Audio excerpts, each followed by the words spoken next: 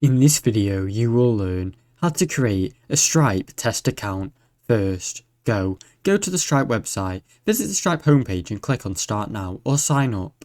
Sign up for a free account, enter your name, email and password, then click Create New Account. No credit card is needed to use a test mode account.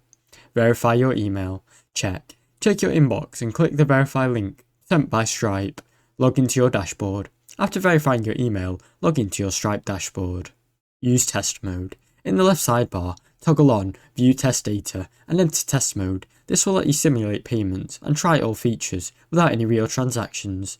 Access Test API keys. Go to Developers, API keys and find your test publishable and secret keys for integration. Use test cards. Use test card numbers such as 424242 to simulate different payment scenarios. Now you know how to create Stripe test account. Thanks for watching. Don't forget to like and subscribe.